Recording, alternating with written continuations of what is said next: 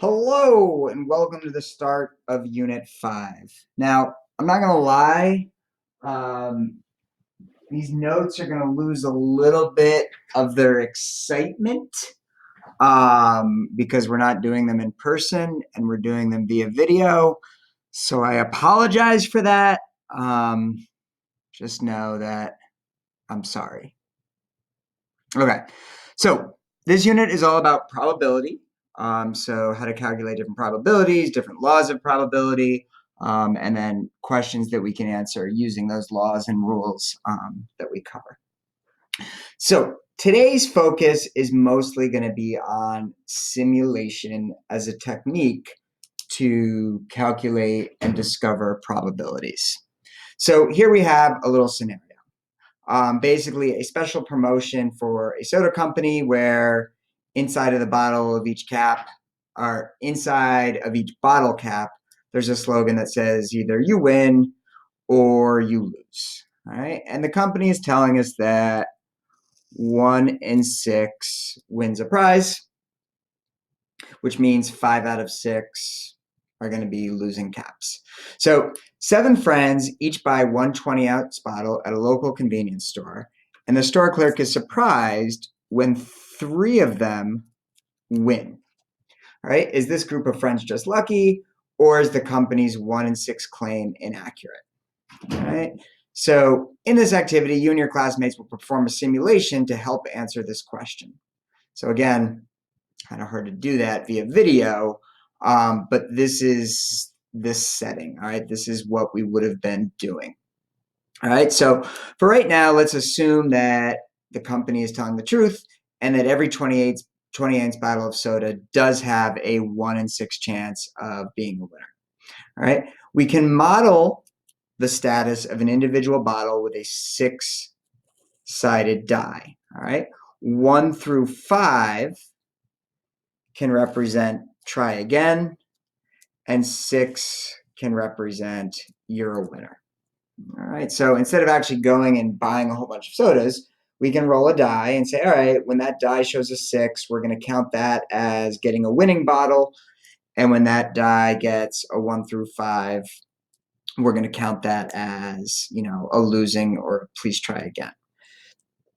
So if we want to know what are the chances that 3 of them would win, that's the equivalent of rolling 3 6s. All right, so the activity would have been to roll your dice 7 times to imitate the process of 7 friends buying their sodas. All right, so you'd roll the die 7 times and you're counting how many 6s you received. All right, and then we would repeat step 1 4 more times. So in total, you would be rolling the die 7 times 5, 35 times. And if you want to do this from home, I don't want to get in your way, but you could just roll the die 35 times, and then you're looking at the groups of 7, and you're saying, all right, in these 7, how many 6s did I roll? In the next 7, how many 6s did I roll? In the next 7, how many 6s did I roll? All right, so what would happen is we would get results. All right, so what I'm going to do is I'm going to write the results from last year. All right, but we had a bunch of people roll dice. We got the results, and sometimes they rolled 1 6, and sometimes they rolled another 6. And you don't need to write down all these numbers because they're not that relevant. But I'm just going to write them down for our purposes right now.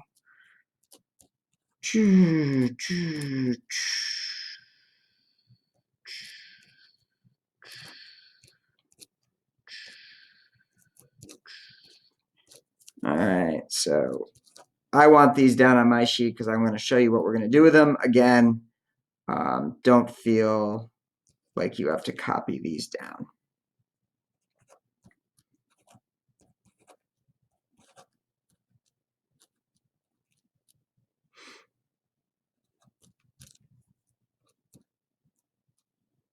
Oops.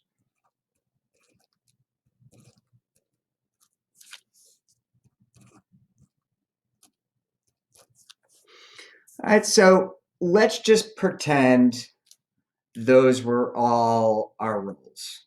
All right, it's not, but like it gives you an idea of what I'm saying. Each one of these represents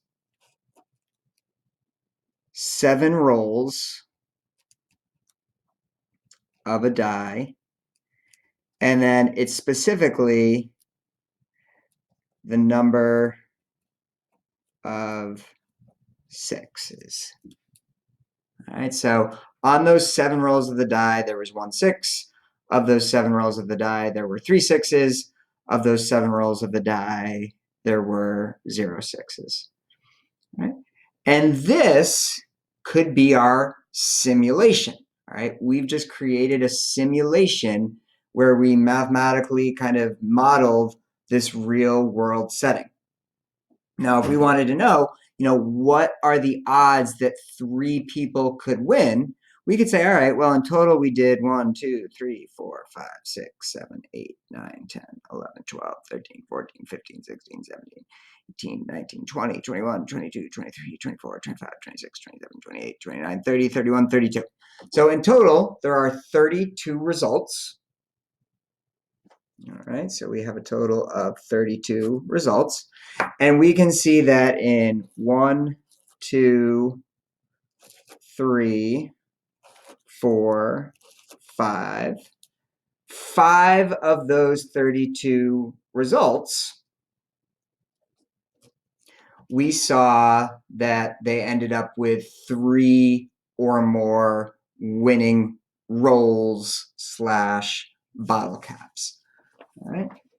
And then we can use that as an approximation for the true probability. So we can say to ourselves, okay, well, 5 divided by 32 is 15625. So we could say that that's roughly 16% of the time. All right? And we can create these simulations to estimate different probabilities. Now, this one right here, what's the probability that 3 of them can win? That's not very difficult for us to actually calculate. And later in the course, you're going to learn how to make that calculation using something called the binomial distribution. But for right now, we're going to use a simulation. And there are times when it's much more difficult to calculate the probabilities because the scenarios and the situations are incredibly complex. So what we resort to is a simulation where you just run the scenario over and over and over again and then collect the results to see what the likelihood of different events happening works out to be. All right, so there are gigantic computer models that run simulations nonstop, gather the results, and then we use those results to help inform our decision making. There's something called agent-based modeling that's a very complicated simulation where each individual component of it has its own probabilities and its own likelihoods and all this other stuff. It would be very difficult to run through a probability calculation for that.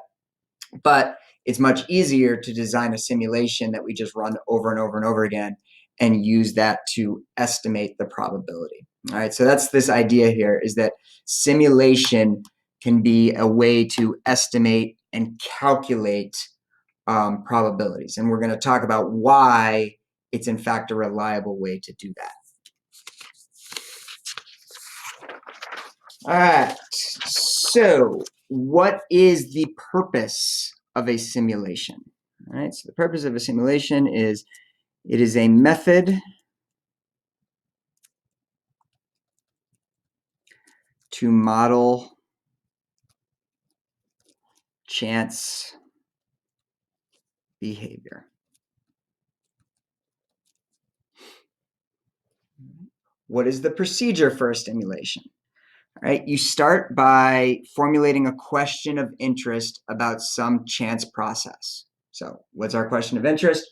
What are the odds that if you have a 1 in 6 chance of winning a prize and 7 people play the game, that 3 or more people would end up as winners? All right, there's our question of interest.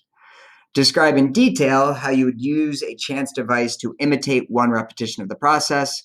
Explain clearly how to identify the outcomes of the chance process and what variable to measure. All right.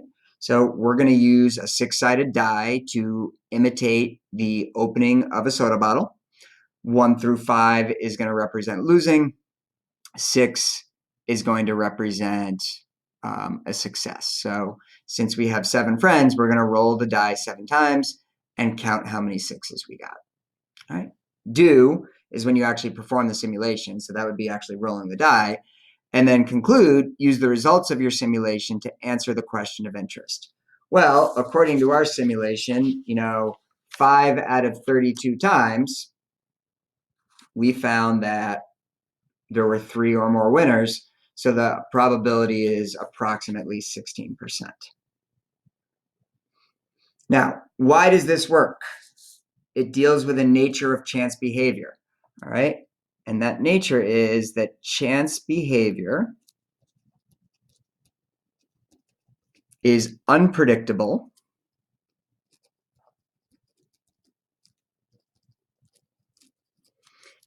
in the short run,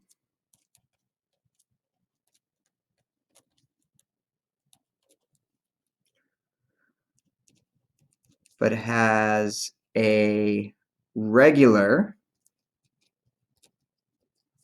and predictable pattern in the long run.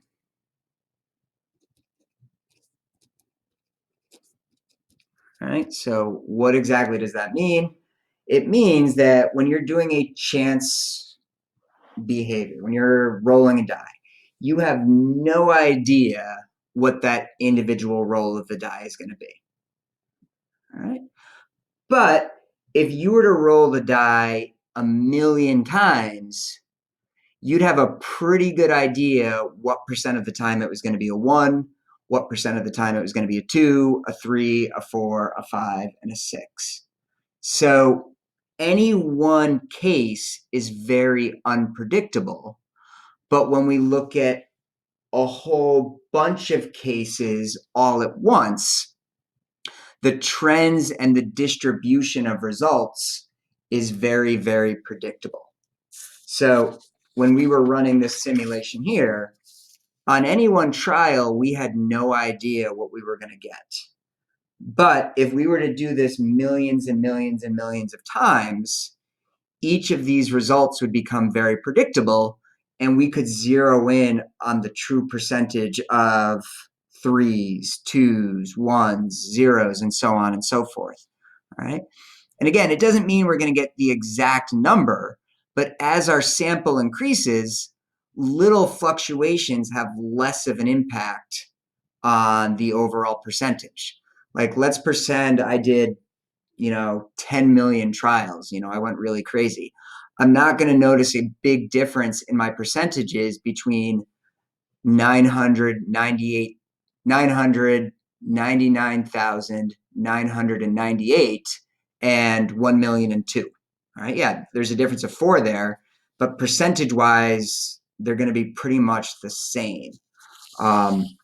So those small variations don't matter as much when you increase the sample size, which is why you get a more predictable pattern in the long run. All right, so here's another activity that we're not really going to do, but we can think through it and talk about it. So flipping 2 coins.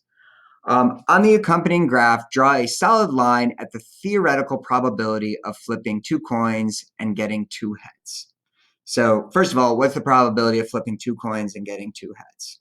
Well, if you're flipping 2 coins, the options are you could either get tails, tails, you could get tails, heads, you could get heads, tails, or you could get heads, heads. All right, so there's 4 different options. Each one of them is equally likely. So the odds of getting heads, heads is 1 out of 4. Or 0.25. All right. So the theoretical probability of getting 2 heads should be right here at 0.25. All right, that is the theoretical probability of getting two heads. Now, if we were to actually start to flip coins, all sorts of things could happen. All right. On the very first flip, we could get two heads. And then all of a sudden, our experimental probability would be 100%. All right. The very first time we flipped a coin, we got heads, heads. So out of one flip, we got heads, heads. Then the next time, maybe we get tails, tails. So then our probability drops down to 50% because we've done two flips. One time we got it, one time we didn't get it. All right, we could do a third flip and maybe we don't get it again. So now we're down to 1/3. Right? On the fourth flip, maybe we get it again. Maybe we end up with another heads, heads. So we shoot back up to 50%. Because it's now 2 out of 4 times we've gotten the result that we were after, right? And we could keep going here. On the next one, maybe we miss it and it drops down, and maybe we have a bad run. And for a little while here, it just keeps going down and down and down. Okay, so, this one's a little lower still. This one's a little lower still. We get to our 8th one, we still haven't gotten it. So now we're back down to 25% because we've only gotten it twice, here and here. Then maybe on the 9th one, we still don't get it. Maybe on the 10th one, we still don't get it. So now we're down to 20%. And then maybe on the 11th one, we finally get it again. All right, we finally get the heads, heads that we're looking at. And that jumps us back up above. But then maybe we don't get it for a little while. And 3 out of 12, that brings us right back down here. And then we miss it again, and we keep going down, and we keep going down. And eventually we get another one. And what you're going to start to notice is that we start getting closer and closer to this line, and it starts to zero in on that true value, right? When we're only doing a few samples, we can be way above, we can be way below that line. But the more we do it, the more we're going to zero in on the true value. So what you'd notice if we were actually doing this in class is the experimental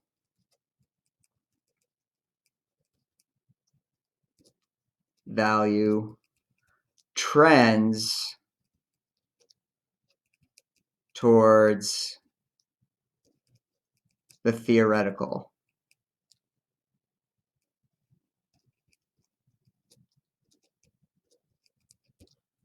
So basically what we're proving is we're proving this statement right here. Any one flip is very unpredictable. We have no idea what's going to happen when we start flipping that coin. Are we going to get heads? Are we going to get tails? Are we going to get two heads? Are we going to get two tails? We have no idea what's going to happen.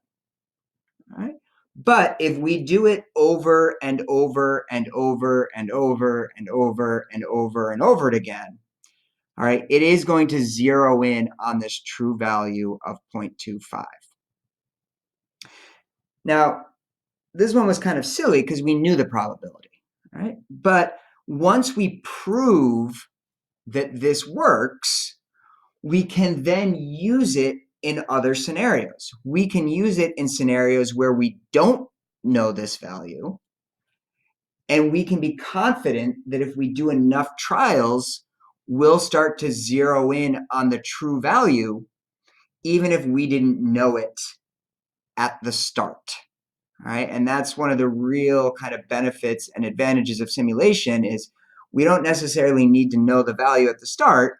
We can just trust that if we do enough repetitions, we will zero in and approach that true value that we're looking for.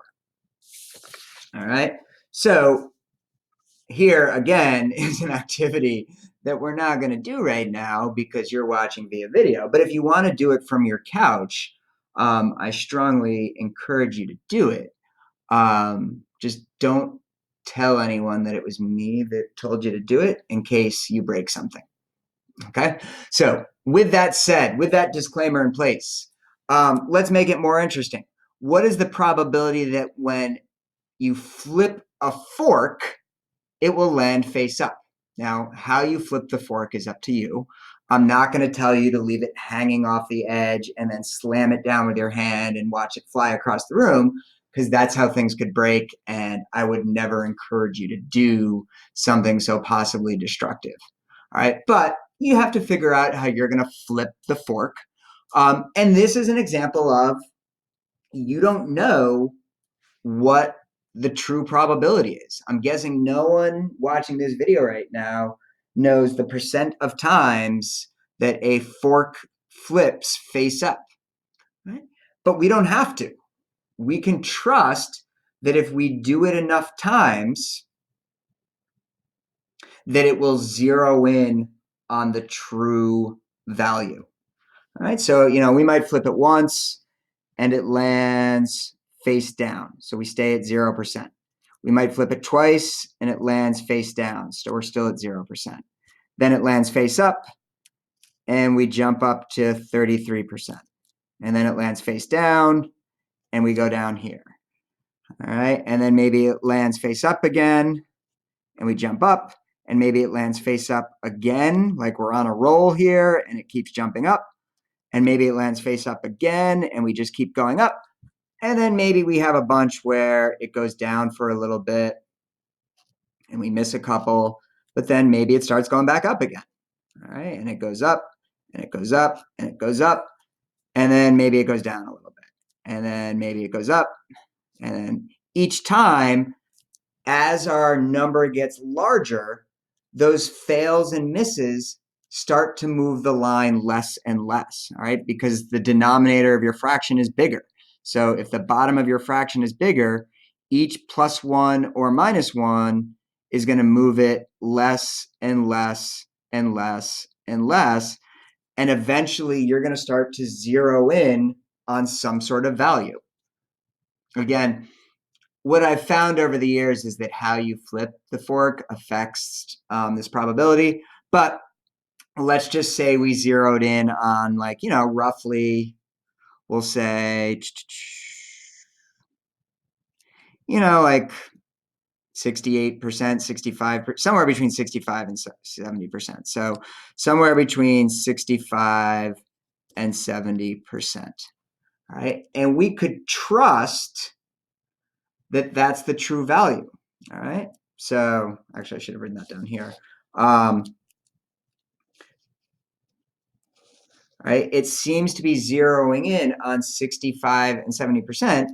And we can trust that result as the number of trials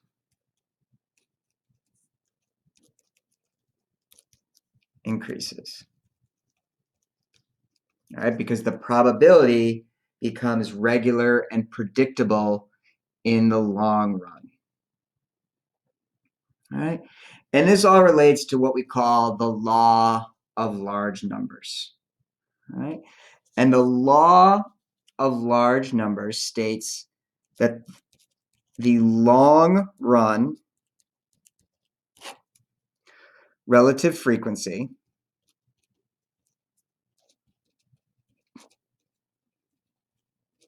which is basically another way of saying percent, of repeated independent events. So independent events means that one trial doesn't affect the next trial. So the fact that I got heads on one flip makes no difference on what I should expect to get on the next flip. Like, they're not related to one another. So if I roll a 3 on my die and I pick that die up again, I have the same chance of getting a 3. All right. The fact that I just rolled a 3 doesn't affect my probability of getting a 3 this time. So that's what it means when I say independent events. So the long run relative frequency of repeated independent events gets closer and closer to the true probability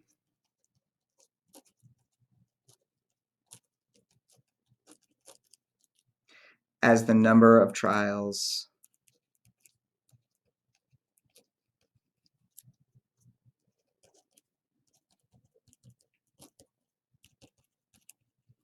increases. All right, and this is one place where computers have really just opened up this field, because all of a sudden it's possible to simulate, a million trials in just, a couple of minutes. So computers have allowed us to really take advantage of this law of large numbers and create really involved simulations that we just are able to run again and again and again and again at incredibly high speeds.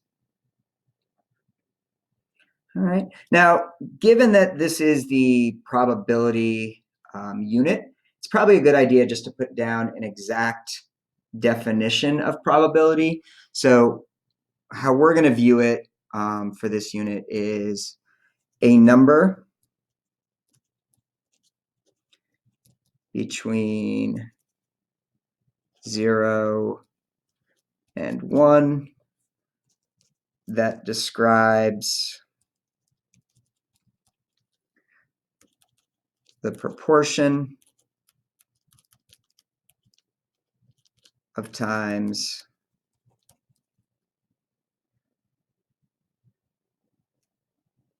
an outcome would occur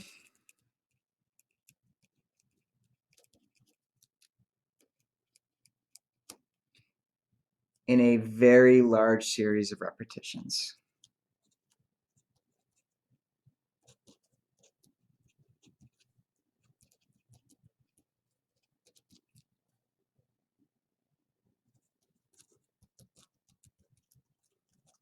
All right, so it's saying, if something were to happen millions of times, this is the proportion of times we would expect this individual outcome to occur.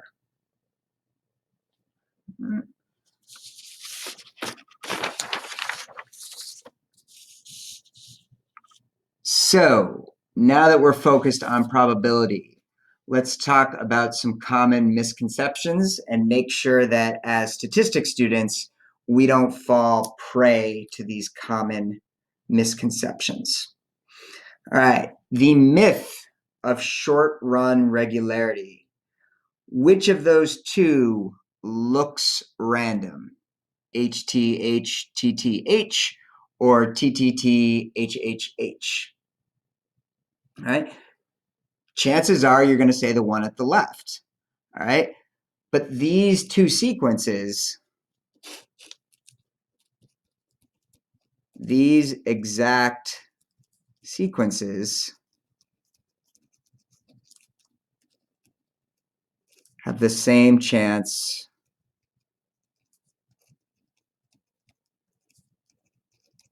of occurring.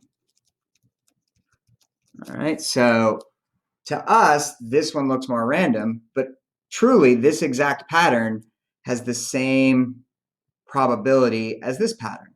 It's just as humans, this pattern seems more unique because there's 3 T's in a row, there's 3 H's in a row. It seems so ordered, where this one seems to bounce back and forth. So we naturally prescribe this one to be more random than this one, even though they both have 3 T's and 3 H's. 3 T's and 3 H's.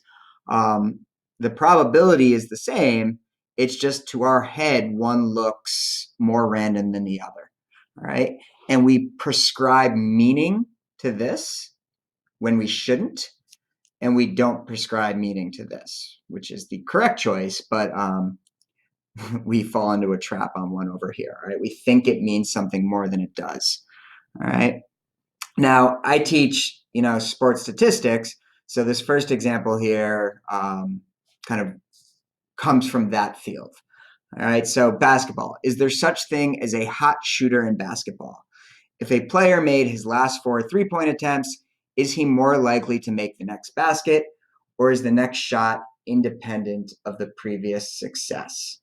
All right, so this is something that statisticians have examined, looked at, calculated from 100 different angles. Like, if somebody has made a bunch of shots in the row, are they, for the next, let's just say 5 minutes, a better shooter? Are they more likely to be successful? Is there some like hangover effect where once they've made a couple in a row, they're more in sync and they're going to be better for, 10 minutes, 15 minutes, 20 minutes, whatever. And there's been zero evidence whatsoever. Let's not say zero evidence. There's been very, very minuscule evidence that hot shooting in basketball is a thing. All right. Just the fact that you've made 4 in a row makes you no more likely to make your shots over your next 10 shots. All right. There's just no carryover effect whatsoever. Those 4 in a row are more likely just a situation like this. All right. If somebody is a 60% shooter, it's not that unusual that they're occasionally going to have 4 or 5 in a row. All right. And we try to prescribe meaning to those 4 and 5 in a row and say, oh, wow, they are on fire right now. They can't miss. They are so good. When it's really just a random sequence of makes and misses. All right. And when you have a random sequence of makes and misses based off their ability, sometimes they're going to string together and sometimes they're not going to string together. All right. So there's very, very little evidence that there's such a thing as being hot in basketball. But that's something we all sort of like intuitively believe, the same way we intuitively believe that this looks less random than this. All right. It's just things happen. All right. Sometimes teams go on huge winning streaks, and it's not necessarily because they've suddenly figured it out. It's just if you're a good team, sometimes randomly you're going to win 10 in a row. You're going to win 11 in a row. You're going to win 12 in a row. And it doesn't mean that you figured something out. It's just the nature of random sequences. All right. We like to prescribe meaning here because we're human beings and that's the way our brain works. But those can very easily happen through random trials. All right. So, very little evidence a hot shooter exists. All right. So it's just, random sequences sometimes yield long strings of successes. Right? And then the same thing on misses. Like, just because you've missed 4 in a row doesn't mean you're cold.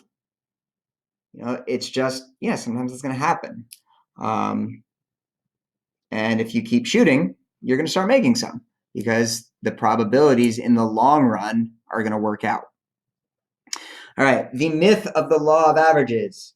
If you roam around a casino, you will see many types of gamblers. For example, when a roller in a craps game rolls several winners in a row, you can say his hot streak will continue, or you could say by the law of averages, he must be about to lose. So it's either taking the basketball approach, which we know is wrong, or it's taking the law of averages approach, which is also wrong. We just don't know what's going to happen in any one trial.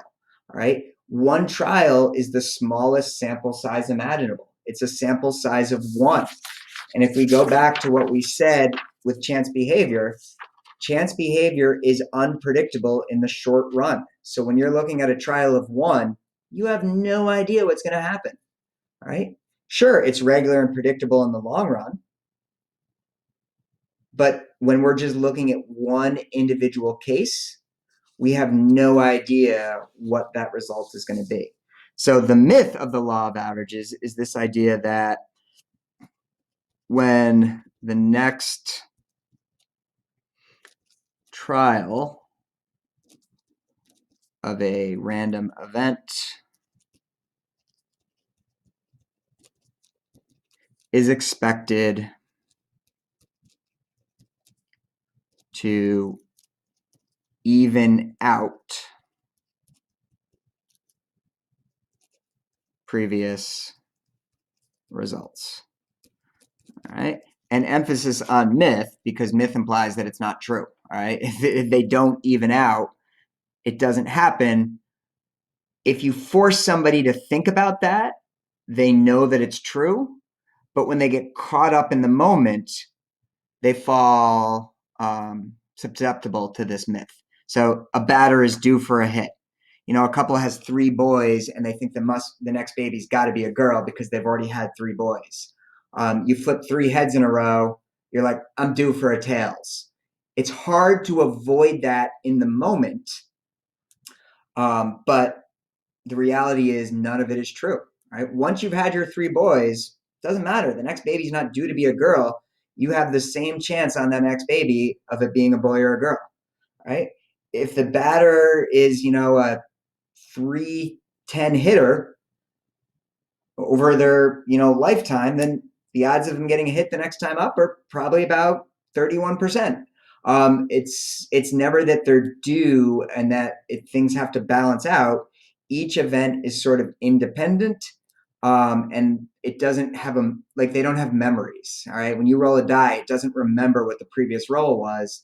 It's working independently of that. All right, so just things to watch out for, things to be careful about, because when you ask somebody to think about this, they know the right answer. But when you're living in the moment, it's very easy to fall prey to any of these sort of common mistakes.